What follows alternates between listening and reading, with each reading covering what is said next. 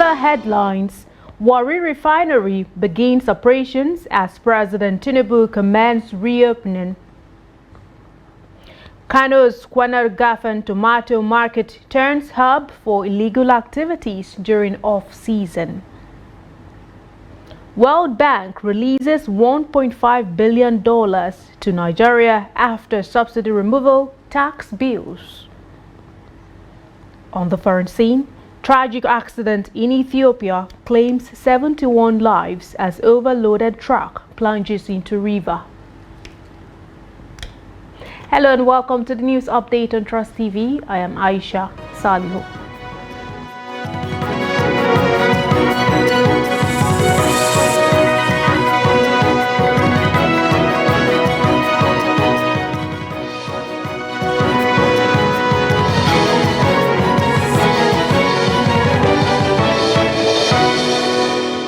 Thank you for joining us. We begin in the south-south region of the country.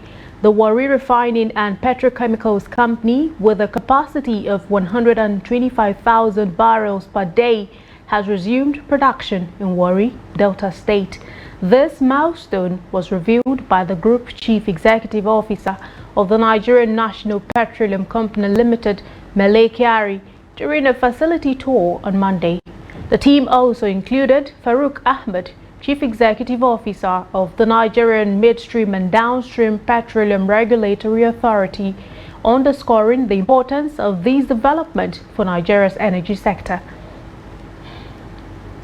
Brought this result on the table in collaboration with our contractors and everyone in the company, including our entire staff. I would like to thank them and appreciate them that we have made history. That it is possible to start a plan that you deliberately shut down. It is possible to approve this. Also, secondly, this plan has 3 stages. We have started a plan 1, which is to call it Area 1, the first plan. It is able to produce AGO, kerosene, naphtha, and also a blend of fuel oil.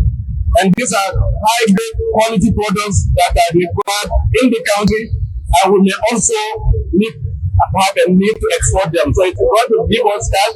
This company will make money, and the promise of Mr. President that this country must be a net exporter of petroleum products is already happening. Meanwhile, President Tinubu has expressed profound joy at the reopening of the Warri Refining and Petrochemical Company by the Nigerian National Petroleum Company Limited. A statement by the Special Advisor to the President, Information and Strategy, Bayo Nanuga, on Monday described the development as another remarkable achievement in 2024 that has strengthened Nigeria's hope in his administration. President Tinubu noted with confidence that with the 125,000 barrels per day Warri Refinery now operating at 60% capacity, his administration's comprehensive plan to ensure energy efficiency and security is entirely on course. He praised the Mele Kyari-led management of the NNPCL for working hard to restore Nigeria's glory and pride as a major oil-producing country. President Tinubu enjoined NNPCL to accelerate repair work on Kaduna Refinery and the 150,000 barrels per day second refinery in Port Harcourt to consolidate Nigeria's position as a global energy provider. The refinery will focus on producing and storing critical products, including straight-run kerosene, automotive gas oil, and heavy and light naphtha.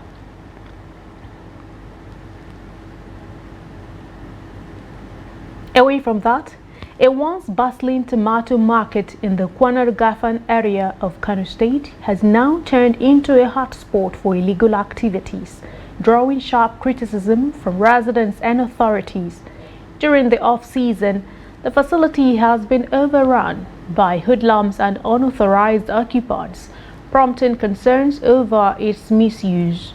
In response, the Garum Malam Local Government Authority ordered an indefinite closure of the market last week. Sani Danladi, chairman of the National Tomato Growers, Processors and Marketers Association in Kano, shares his perspective on the situation with Trust TV. If you go to Badimi, it's a tomato market. If you go there, you won't see anybody there. If you go to Konkumi, it's a tomato market there. You won't see anybody here. If you go to Dusanway, if there is no tomato, you won't see anybody here. If you go to Kurmun Kogi, it's a tomato market. If there is no tomato, you won't see anybody here. So why Konagafa? So that's why all those people, they make that place as their hideout. So that is why this local government chairman asks everybody in collaboration with State Police Command that everybody should vacate that place till January, when the tomato harvesting is about to start. Then they will come and inaugurate the new year harvesting period, so that everybody will come and do their business. At the end of the market around May, everybody should vacate it and leave it like that. That's what happened. It's not that state government or local government wanted to close the tomato market permanently. No, it's not like that. And to security matters, in Plateau State, hoodlums identified as members of the Sarasuka gang have claimed another life, this time stabbing a young tailor, Aminu Abdullahi, to death in Jos North local government area. Residents say the attack followed a confrontation between the deceased and the gang. Trust TV's Adu Musa tells us more. Aminu Abdullahi was just 23 years old when his life was cut short by suspected members of the notorious Sarasuka gang. Relatives say the deceased was ambushed and stabbed multiple times in the neck while on his way to his tailoring shop. Aminu was rushed to a hospital in Dutse Uku, where he was pronounced dead.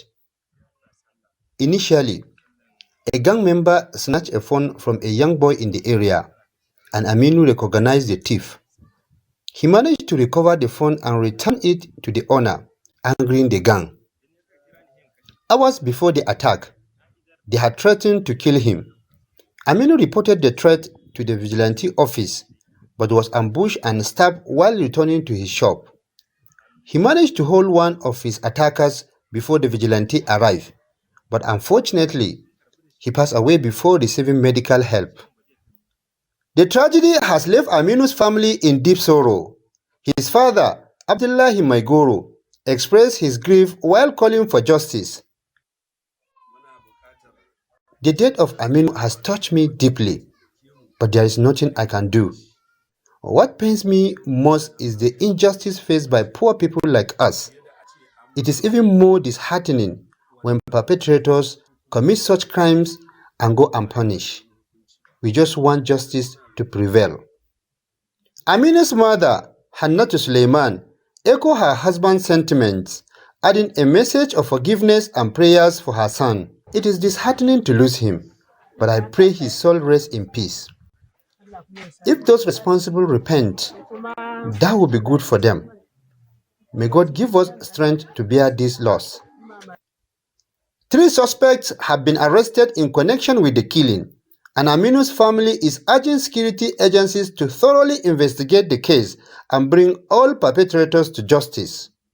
The killing of Aminu Abdullahi is yet another reminder of the insecurity and gang-related violence plaguing communities like Enshanu, with calls growing louder for authorities to take decisive action to end the menace. Ado Musa, Trust TV News, Jos. Now, a devastating incident occurred on Sunday when a motor vehicle crashed into a residential house in Dutse, Jigawa State, leaving 4 houses burnt to ashes. According to eyewitnesses, the vehicle, a Toyota Corolla with registration number, was being driven erratically by 2 men, Muhammad Galadima and Abdullahi Abubakar Sadiq, who were suspected to be under the influence of alcohol. The vehicle crashed into a residential building at LP Street, Mobile Quarters, Dutse, causing a massive fire that engulfed the house and 3 neighboring ones. A woman and her children who were sleeping in the house narrowly escaped death.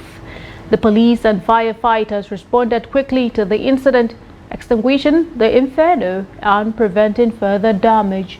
The suspects and the vehicle are currently in police custody.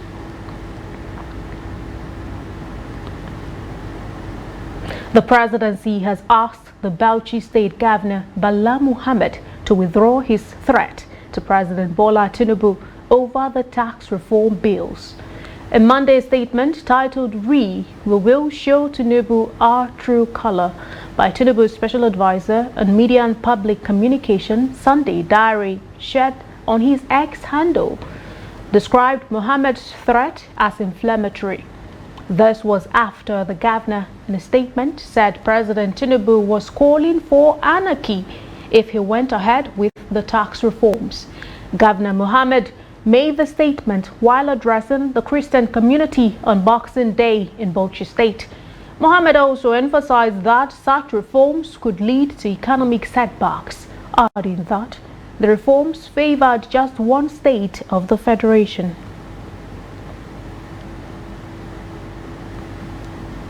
The Minister of Finance and Coordinating Minister of the Economy, Wale Edun, says the economic diplomacy carried out by President Tinubu around the world is generating the desired results. The minister said this while briefing State House correspondents after a meeting with the president in Lagos on Sunday. Edun said the president had embarked on fruitful economic diplomacy on all the continents: Brazil in South America, China and India in Asia, as well as Germany and France in Europe and elsewhere. He said, as a follow-up on economic diplomacy, he led a delegation to Riyadh, Saudi Arabia, recently to ensure the success of the developing relationship between him and Mohammed bin Salman, the Crown Prince. The delegation held talks with Saudi Exim Bank, the Saudi Development Fund, and the Saudi Agricultural and Livestock Investment Company to advance ongoing conversations about their investments in Nigeria. Was a long time in the works. It was first discussed, I remember, or we first discussed it at the first business council last year that was held in Saudi Arabia.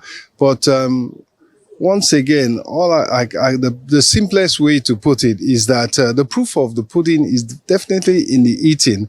And when you see jobs being created, foreign reserves of Nigeria being added to, that is success that all Nigerians can understand, notwithstanding the fact that Mr. President is keen and is committed to reducing inflation, particularly food inflation, making food more affordable and available. We're in the middle of tri-season farming. Every effort is being made to ensure that we have a bountiful dry season harvest. We bring down the price of food, we bring down inflation, the cost of living for the average Nigerian.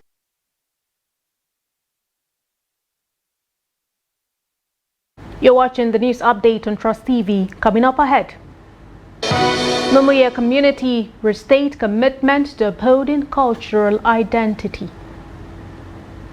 Plenty more after the break. We'll be right back. Welcome to Trust TV, your gateway to the captivating essence of Nigerian history, culture, and society. And this is where the hydroelectric power dam is supposed to be constructed. Delve into the depths of Nigeria's past with our insightful documentaries unraveling the intricacies of ancient civilizations and colonial influences that have shaped the nation's identity.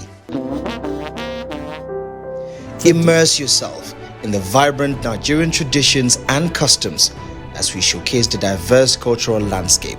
The early history of human existence can be traced to the heart of northern Nigeria. Here, archaeologists found evidence of a group of people who sculpted clay and developed tools to smelt iron. From lively festivals to time-honored rituals, Trust TV encapsulates the spirit of Nigeria's dynamic heritage. Experience an authentic portrayal of contemporary Nigerian culture that is both engaging and enriching. With over 250 ethnicities, over 500 languages, and a youthful population, Nigeria has a truly diverse demographic advantage. Don't miss out on Trust TV's amazing and impactful storytelling. Trust TV, documenting the Nigerian story.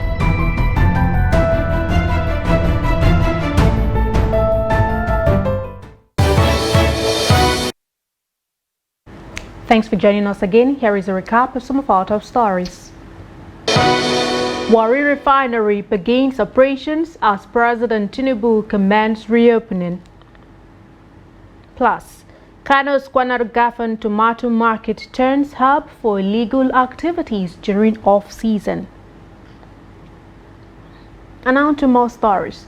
The Mumuye ethnic group from Taraba State has dismissed criticisms of their traditional attire, proudly reaffirming their commitment to their ancestral beliefs and heritage. They expressed this sentiment in an interaction with Trust TV during the recently concluded 2024 Kaltungo Cultural Festival. Trust TV's Adamuima brings us the story.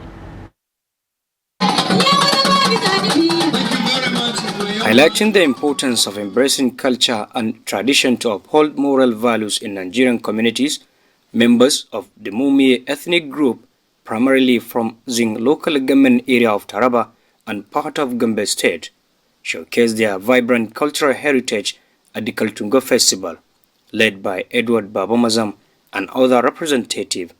They share insights into their historical ties with the Kaltungo chiefdom and the enduring significance of their traditions. We have come to realize the importance of fostering traditional culture with the people of Kaltungo chiefdom. Whenever we come from Taraba, we engage in cultural exchange by showcasing our heritage while they share theirs. This mutual appreciation has solidified a spirit of brotherhood that remains unbroken over time.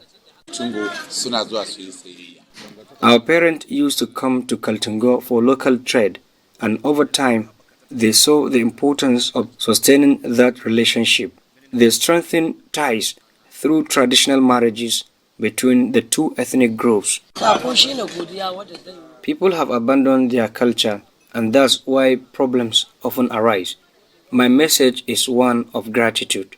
We thank God for the reunion with those we once fought against. Historically, the Mumuye people sought refuge on mountain tops during the colonial era to escape enslavement. While some still reside in these mountainous habitats, others have integrated into the border community, maintaining a delicate balance between tradition and modern interaction. Adam Imam, Trust TV News, Kaltungo. Otolokpo Kingdom in Ika Northeast local government area of Delta State recently hosted its annual cultural festival, a colorful event showcasing the community's rich heritage and traditions. The festival brought together diverse tribes, including the Ishakiri, Anyoma, and Ika, fostering a spirit of unity, reconciliation, and peaceful coexistence. Jonathan Anwanyai completes the story.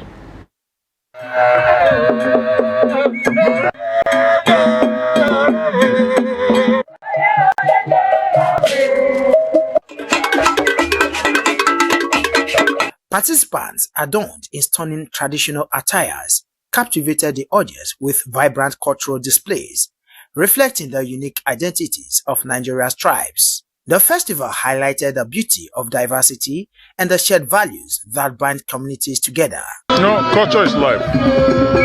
Culture is part of us. It's heritage. We cannot depart from it. That is our life. That is everything about us. That tells much about us. Your culture might be different from my culture, but it's also about everything. So today we are here to felicitate with the people of Tinubu. I would say that culture is very important, and it's our duty to tell our children the value of culture, the useful of it, and how to maintain culture. It's our, I can say it's our heritage. As Africans, culture is our heritage. It's what we do yearly or monthly to promote our beautiful environment. They should not allow our culture to perish, because as an African or as a Nigerian or Anyoma precisely, we believe in culture and tradition. So it's a thing of joy that once in a while we remember our culture. The event was more than a celebration of heritage. It was a platform for promoting harmony and preserving cultural traditions. Our youths now don't understand, culture. There was like, culture is leaving us. So in order to have a rebirth of culture, that is why we started this carnival, and we started it last year, 2023. This is our second edition, and we intend to continue it on a yearly basis, 3 days in a year, 28, 29, 30th of every year. So sustainability of a cultural heritage is a key factor, just like I said, and that is what makes us, the members of the community, which I'm happy I'm a member of the committee for this very event.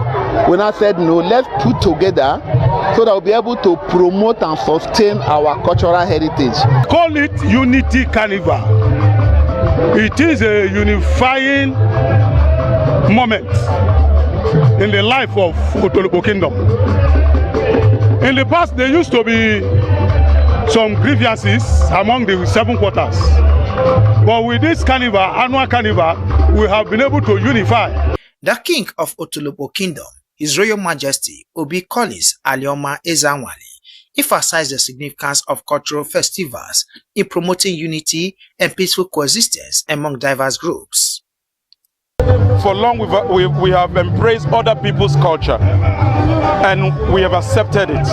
But it is now our turn for the outside world, outside Africa, to embrace our own culture, because we're going to stand by it.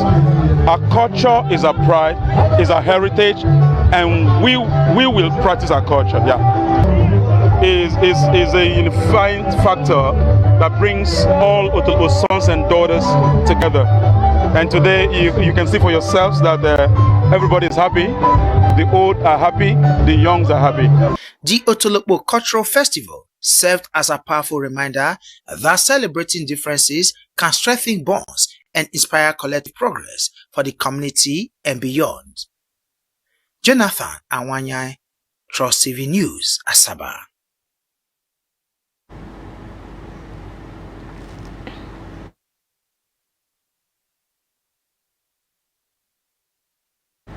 And to development and business, the World Bank has released a $1.5 billion loan to Nigeria following the federal government's implementation of a few of its economic reforms, including removing fuel subsidies and introducing tax policies. This was after the Apex Bank said it had approved 2 operations, $1.5 billion for the Nigeria reforms for economic stabilization to enable transformation, development policy financing program, and $750 million for the Nigeria Accelerating Resource Mobilization Reforms Program for results. This combined $2.25 billion package provides immediate financial and technical support to Nigeria's urgent efforts to stabilize the economy and scale up support to the poor and most economically at risk, according to a document released by the world's Apex Bank. The document dated June 13, 2024 said the loan further supports Nigeria's ambitious multi-year effort to raise non-oil revenues and safeguard oil revenues, promote fiscal sustainability, and provide sufficient resources to deliver quality public services.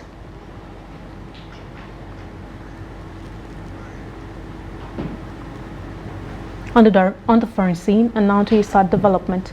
The death toll from a road accident in southern Ethiopia has risen to at least 71, according to a local police official.